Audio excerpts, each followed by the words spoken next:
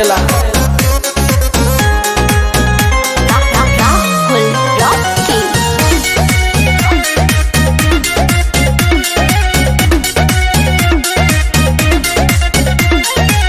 चैती बयरिया मचौले बतबाही, लस लस देह करे आवेला जम्हाई।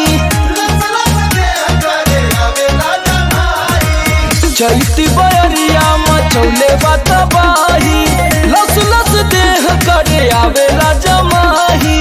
कैसे बताई कैसे जाके दुख अपन राजा हम बखानी, और कैसे जाके दुख अपन राजा हो बखानी।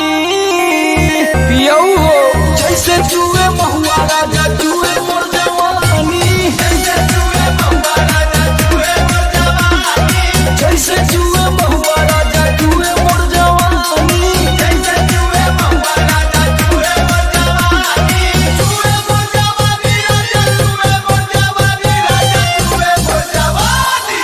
हाय रे गरमिया छोड़ाई देला पानी, हाय रे गरमिया छोड़ाई देला पानी, जैसे जुए महुआ राजा जुए मोर जवानी, जैसे जुए महुआ राजा जुए मोर जवानी। लागता कि सब लुटा जाइए राजा जी।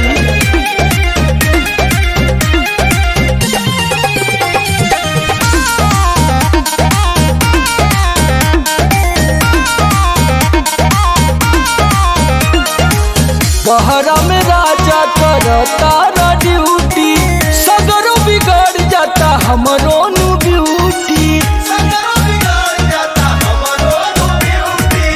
बहरा में राजा करता ड्यूटी, सगरो बिगड़ जाता हमरो नु ब्यूटी। नाश होता राजा जी। और सुनील समार का बताई परेशानी, और सुनील समार का बताई परेशानी। रउआ बुझाते नहीं खे जैसे जुए महुआ